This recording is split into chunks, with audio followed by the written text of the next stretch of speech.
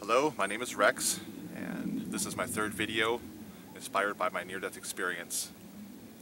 The first two videos really covered the actual experience itself and the subsequent epiphanies and revelations I've had from the experience. But I've had some people ask me, because I touched upon what happened in terms of with the experience or how it came about. I mentioned that I fell. 26 feet is what was listed in the police report, but it didn't really get into the details. So that's the goal of this video. So yes, I literally did fall out of a tree. Climbing has been a hobby of mine for a long time. I've been a martial artist for years, also teach martial arts, and climbing is a great way to do strength training. And I love to climb mountainsides, rocks, and trees. On this particular day, it was back in the spring of 2011, I was up in this tree right here, and a couple of branches let go on me. And as mentioned, the police report estimates the height at 26 feet. So you kind of get an idea, even though it's on video, of just how high it actually is.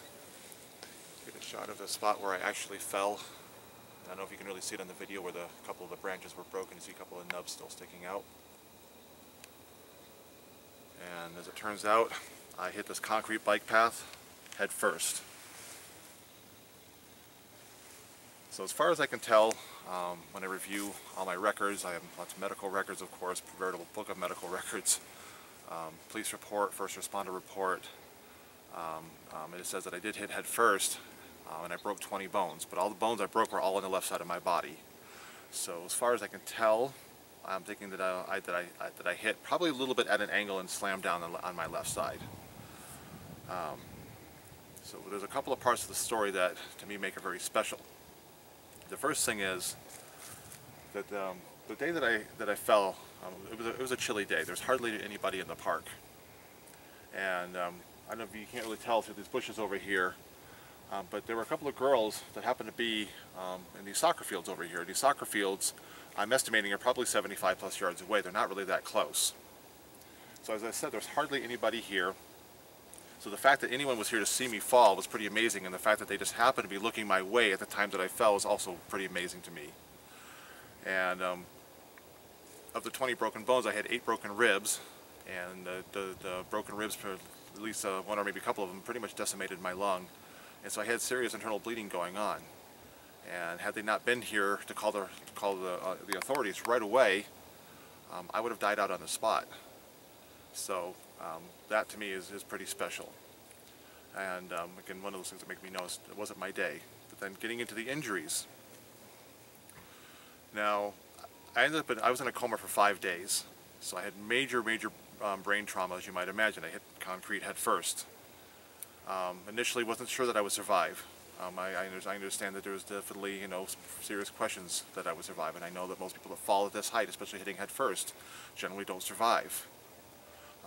As I said, in a coma for 5 days, I had massive bleeding on the brain. I understand that very first night that I was checked in, I contracted pneumonia, and my heart was tacking out at over 150. I also know that I was put on a mechanical lung, and it was constantly respiratory crashing. So I had all of those factors working against me, so it was amazing that I survived these injuries, especially the head injuries, at all.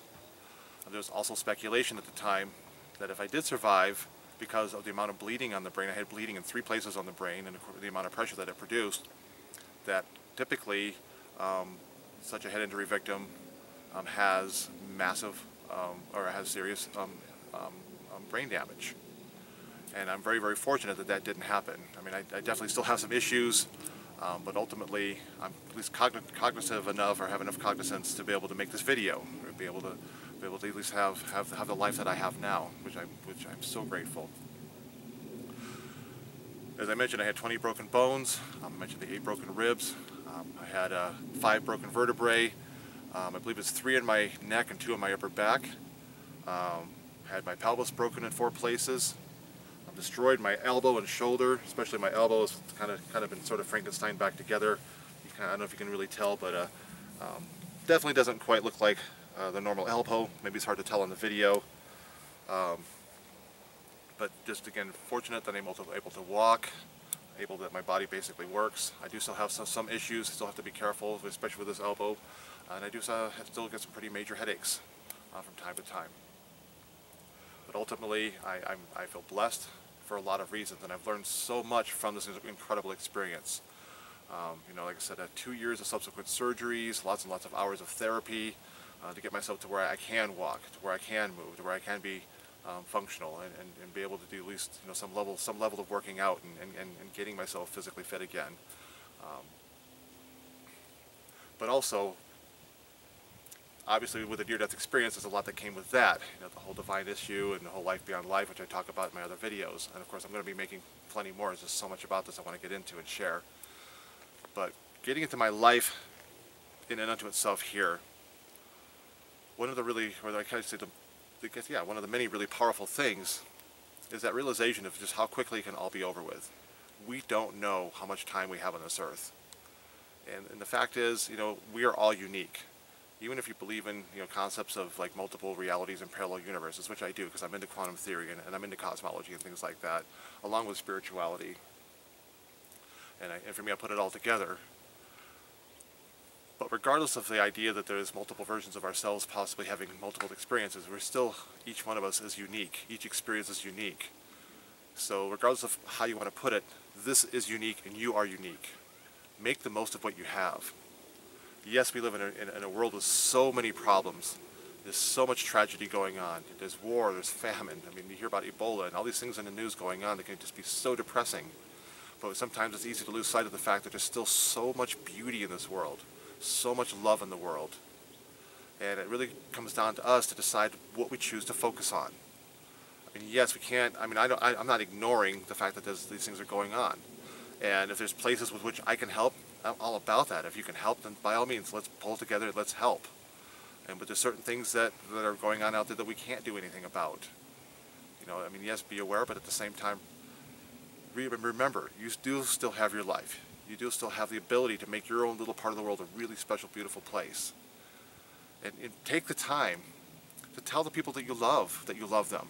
Tell them how important they are and how much you care about them. Don't lose that opportunity. I've got friends that think I'm a little bit over the top sometimes, because I do. I love to hug everybody, and I love to tell everybody how much I love them, especially the people that are closest to me. They hear it from me all the time. And I think it's so important, because again, you just never know. You know, and do the things that you're dreaming about. I mean, life is so short. You know, yes, we have to work, we've got to pay bills and do all those things. But don't lose sight of the fact that I know we all have dreams. Go out there and make those dreams come true, whatever they may be. Make those dreams come true.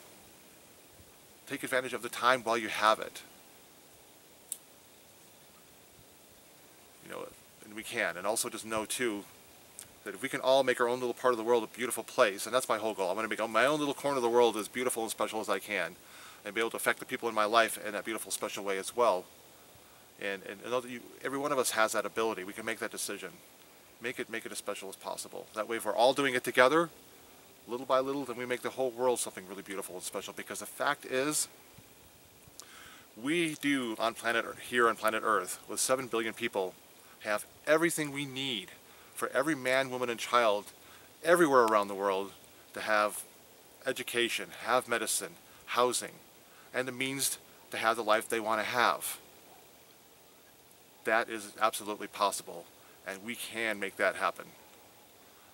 Perhaps we get into more details and more about that in other videos, but I just want to make a point of saying, let's make this world a special place. Let's take advantage of the time while we all have it. So I implore you, live your life with love. You do the things that you dream about, that are important to you, that matter to you, and again, tell the people that you love them as often as you can. So make the most of what you have while you have it. As always, thank you so much for taking the time to watch, and I wish you lots of love and light. Peace.